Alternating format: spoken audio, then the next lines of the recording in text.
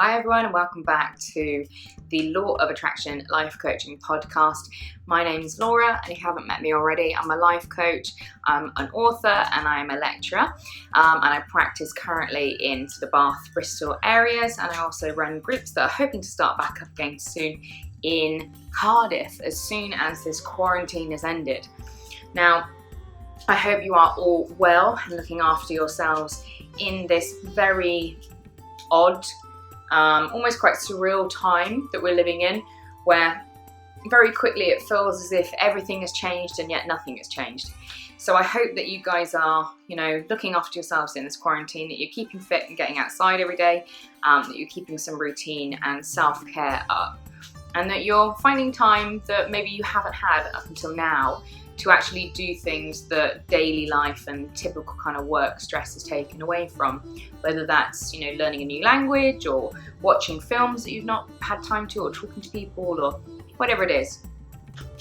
So today I wanted to talk to you a little bit about something that happened to me when I was younger, and this was when I was about 17. So perhaps a bit younger than that actually, but there was this a new guy that started at school, and his name was Ramai, and I can remember he joined quite late to school.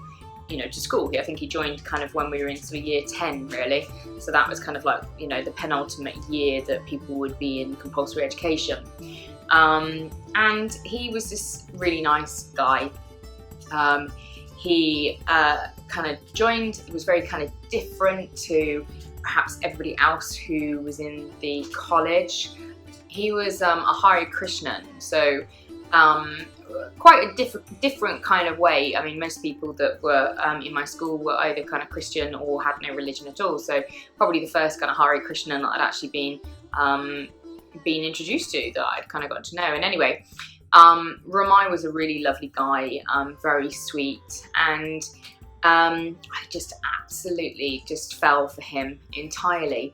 And we never really had a very deep friendship or connection or anything, but from afar, I really liked him, and we had lots of classes together, and I would have said that we were kind of acquaintances and classmates, rather than best friends or anything, but really enamored with this guy. And I was like 16 or so you know what crushes are like at 16, 15, 16, they are borderline obsessions, and you think about that person a lot, especially when you're kind of in school with this person. Now, cycle on a couple of years, we went to sixth form together, and I did the first year of sixth form and I got kicked out. I was told politely not to return for the second year of sixth form, because I wasn't really in a mental state to be attending sixth form. My behaviour wasn't very good. I was just sort of turning up, and I wasn't really doing lessons. I was just kind of, coming and socialising, sitting in the what do they call them? The communal room, whatever they call it. Where everybody kind of sits on break time. And Anne was smoking, and doing things I shouldn't really be doing. So they asked me not to return, and I went to, I got a job where I started working in like a herbalist and a aromatherapy shop and stuff, and I really enjoyed it. And about, I think, 2 months or so into me having this job, and I can remember it was kind of like, must have been about, I don't know, must have been January, February, March, somewhere around that. I had word that Ramai had died, and it was just this shock, because I think when you're sort of 17, 18, you don't really think that like any of your kind of friends or acquaintances are going to die, because you're so young, let alone kind of I don't know, somebody like Ramai, he was like quite conscientious, he was a good student, he worked really hard, he was talented, he played guitar and sang, and he was a really good guy, did acting and drama and stuff. He had so much potential, and was such a kind-hearted person as well. And yeah, I found out that he passed away, and they were having like a memorial at the school, at my old school. So I kind of went there and, you know, spoke to his mother and sort of, you know, and it was devastating. It was absolutely devastating. And this was probably one of the biggest things that could, you know, things kind of outside of family kind of issues that hit me when I was a teenager. And it was so bad. It was horrendous. You know, it was just this guy who had so much potential, you know, and it turned out that he had kind of gotten like psychosis that they thought was induced by smoking marijuana, and he had gotten into a sort of chase situation with a police officer, and he jumped over a wall. As he jumped over the wall, he kind of hit his head. He fell and hit his head on a gas canister, and from that moment on, really, you know, he was brain dead, and there was, you know, his body was alive, but you know, Ramai, him, was gone, and so his family and his mother had to make this just terrifyingly awful decision of having to turn off the life support from their son, you know, and this hit me really hard, and it was really difficult because for me, I felt so much for him, and yet, you know, I wasn't his girlfriend, I wasn't even like his best friend or anything, you know, but, you know, I had this absolute adoration and love for him from afar. And who do you talk to about that? You know, it's like, you know, how do you tell people around you that, like, okay, yeah, like I was in love with him, but like we didn't have anything going, and this has hit me really hard. It's like people, you know, it's kind of like, you don't, you know, I was 17, I wasn't really admitting that sort of stuff to, you know, to people, and it was bad. It was really bad. But, you know, at that point, I'd spent a long time kind of being suicidal and not really valuing life, and that continued for a long time after Ramai. But at the same time, it was kind of gave me this impetus that actually, like, Ramai had passed away, and I felt like, you know, that I live on for him. Like I felt like this thing that I wanted to live for him, because he wasn't able to live anymore, and I felt guilty that, you know, I was going through the stress and the upset that I was going through, to the point where I kind of wanted to throw my own life away at points, and that was tough, you know. But the biggest lesson that I'd learned from this was actually the fact that if you love somebody, tell them, you know, and it doesn't matter, you know, what kind of capacity that love is, you know, if it's your mum or your sister or your brother or, you know, a friend or whatever, tell them. And I made this promise to myself, because it was the most difficult thing, was that I'd kind of had this love, you know, and this adoration for him that he never even knew, you know. And when I spent a long time talking to his brother after he passed away, and it was this understanding actually that Ramai was in trouble, you know, and he was troubled himself, and he felt, you know, like all this sort of stuff, and there was this kind of reticence in me that I was feeling like, you know, maybe I could have helped, you know, if I was honest with him, and I was like, you know, and I told him how I felt about him and supported him, maybe I could have helped. And I know that's that bargaining thing in grief that people think, you know, if I'd done this, maybe that would have been different. But, you know, I do think to myself, I think, you know, maybe if I had been honest with him and I professed my love for him in some way, shape or form, then maybe I could have helped him, or, you know, maybe we could have become friends, and maybe things would have been different. Maybe not, probably not, but, you know, who knows. And from that day, because I had all this love for somebody that I couldn't do anything with it anymore, and the love just turned into, you know, grief, because I couldn't talk to him, I couldn't tell him. And it turned into a regret. And I mean, honestly, like in my life, I don't have many regrets.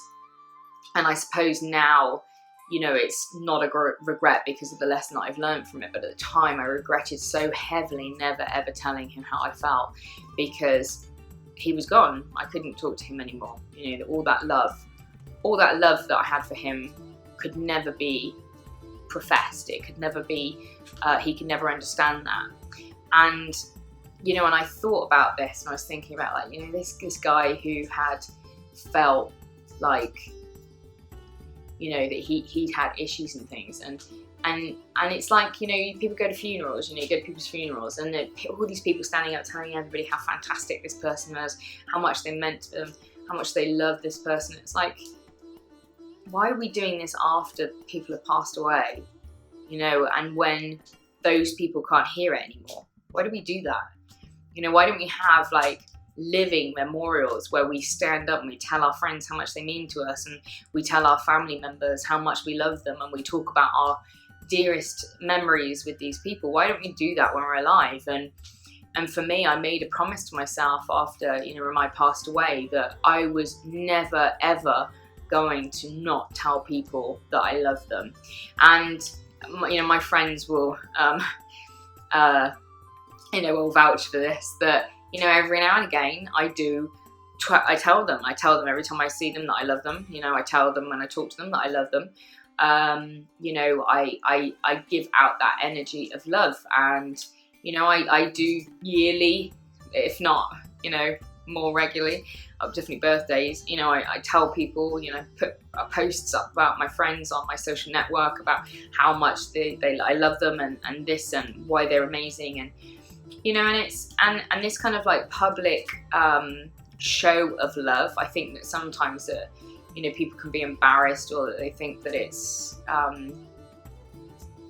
you know, unnecessary, or that, you know, tell them not me, you know, tell them not public, you know, or that people are kind of over egging the pudding a little bit. You know, I think the lady doth protest too much kind of thing. Sometimes you see that these couples who are being really smooshy on Facebook, you think, you know, ugh, are you actually like that in real life? Like, you see them in real life and they're arguing, and it's like, you know. But I think that it is really important that we do tell each other how much we love them, and that we say the things that we want to have said. You know, we live each day almost as if it is our last, you know, and live having the relationships with people that we want to have, that we make sure that we, you know, we say what we feel, and that we are honest and we're earnest with our emotions, and that you can be vulnerable. So if you do love somebody, if somebody's doing something, you know, whatever it is, that level of communication and transparency is vital. And, you know, I say to all my clients, communication is king. There is no other more important facet in relationships other than communication. You must learn to be able to talk to whomever is important in your life in an honest and earnest fashion, where you can say what you feel, you can say how you feel, you can say what you think, without having, you know, like some reproach, or, you know, blaming or anger or punishment for coming across with that. And since Ramai died, I have made a promise to myself that I will always tell everybody that I love them. And even, you know, even people who have wronged me in my life, I worked on, you know, I worked on healing those relationships. I worked on forgiveness. I worked on these things, because when that person passes away, it is too late. It's too late. You can't have the conversations that you need to have had with them. You can't do the difficult work. You can't do anything anymore.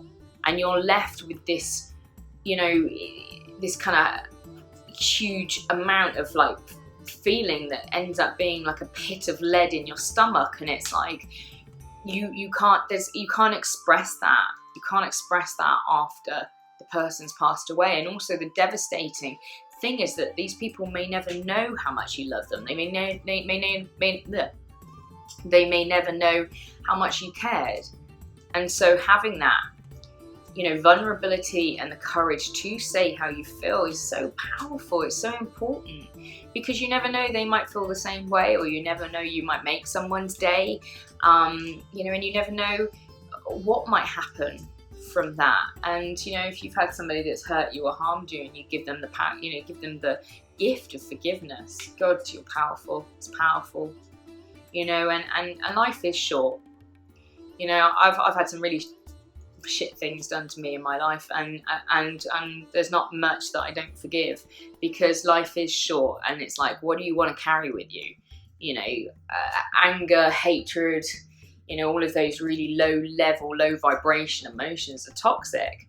You know, I'd much rather run from love. I'd much rather run all of my like thought process, life pattern, ideologies, all of my mental processes. I'd much rather run that from the states of like higher level of emotions and vibrations like love and happiness and joy and creativity and imagination.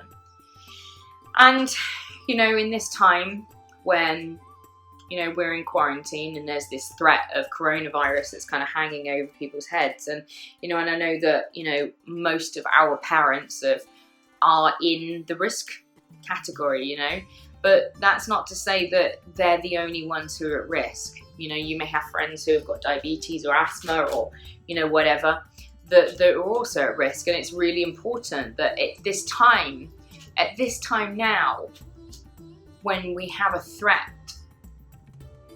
over our heads, that we focus on telling people how we feel. Honestly, how we feel about them. Have the courage. What's the worst that can happen? You tell somebody that they love you and they go, "Oh, thanks. I just think of you as a friend." You haven't lost anything. You've gained something. You've gained some courage. You've gained some valuable experience. You've given love out to somebody. That's a gift. That's a gain for both of you. This idea of humiliation and rejection is like, oh, come on. You're not being rejected or humiliated.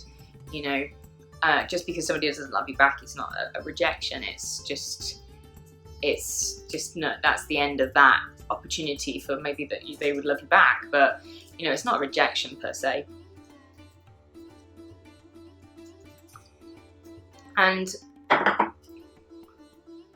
in this time, how many times have you told your parents that you love them in the last week? How many times have you told your partner that you love them? How many times have you spoken to your family members, your brothers and your sisters, or your uncles or cousins, or whomever it is that you have affection for? How many times this week have you spoken to them and professed your love for them and told them how much they mean for you?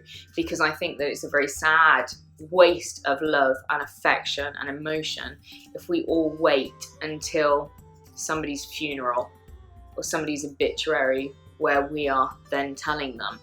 And I think it's important that we recognize that actually carrying that love to the end with never kind of talking about it to somebody is a loss, is a loss.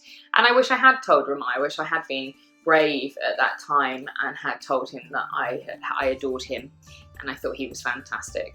Because who the hell doesn't want to hear that? Who doesn't want to hear that somebody adores them and that they think them fantastic?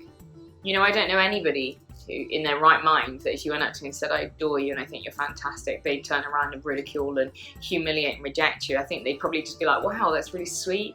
Oh, it's really kind. Thank you. Thank you for what you're saying. I like you too, but not in that way." How painful is that to hear? That's not painful to hear. But what is painful is holding these emotions and having these great, big, grandiose feelings and having to keep them locked up inside of you all the time because fear is telling you not to do something. And fear is the acronym, false events appearing real. It's nonsense. Most things that we think about, most things that we worry about and assume are going to come true if we put ourselves out there, and they never come true. They never happen. How many times have you been brave and you've asked somebody out and they haven't humiliated you? They've just said no and thank you, or I've got a boyfriend or I've got a girlfriend. There's none of this everybody turns around and points and laughs, which is what your brain is kind of catastrophizing is happening. So, this week I'd like you to go and tell, right now, get up, go and tell the people that you love them. Go and tell them how much they mean to you. Go and tell them why they're your favorite people. Why is your best friend your best friend? Why are your friends your friends? Why are they so fantastic? Why do you have this connection? Why do you have this love for them?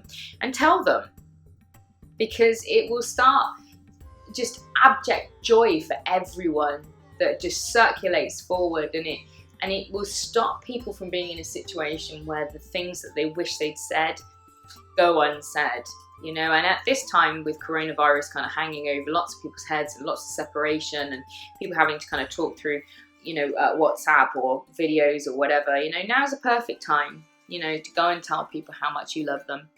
and to tell them your favourite memories of them, and to thank them for being your friend, thank them for being your mother, thank them for being your father, thank them for the lessons and the love and the joy and whatever it is, whomever it is. Even if even if you've got nobody and you're sitting there going like, oh well, I've got no one, I don't know, write a letter to your doctor, go and kiss your cat, go and love whomever it is or whatever it is that brings you joy. And if it's you, if you're the only thing that brings you joy, go and talk to yourself in the mirror and tell you how much you love you. You should do that every morning anyway, but go tell them, go tell you. Tell me how much you love me. But yeah, so good luck with that, guys. I love you all very much. I really appreciate everyone who watches my podcast, who interacts with my channel and has stuck out to the end of this video. I hope you liked my kind of story time. I've put this video and podcast in memory of Ramai Housden because he was a lovely, lovely guy, and bless him, he did pass away. But I'm pretty sure he's watching all of us now. I'm thinking how nice it is that his story is still being told, like nearly 15 plus years later, which that he's been a part of my thoughts for all that time, really. So I love you all. Make sure you stay safe, make sure you look after yourselves. Good luck with the coronavirus, good luck with your health, good luck with telling whomever you love that you love them and telling them why. I look forward to speaking to you soon. If you haven't noticed as well, guys, I've started doing a kind of bedtime story podcast as well. So if you've got kids, you can put that on and they will be entertained, hopefully, without you having to do anything for about 10 minutes. Hopefully, depending how long the story is. I'm doing Beatrix Potter at the moment. But if you're somebody that struggles with going to sleep, try listening to these before bed as well. They can work really well as meditations that kind of lead you into sleep, that just kind of calm you down and kind of put you to sleep in a nice way. But if you are struggling with sleep, check out the meditation collection that I've got in like the podcast series as well. And hopefully one of those will help too. Please like, please share, please subscribe. Every interaction that you do with the channel helps me to get closer to making money from these videos, which means I can continue doing what I'm doing, and I really appreciate it. So please share your favourite video, please like, please leave a comment, and please subscribe. I love you all. Take care. Goodbye.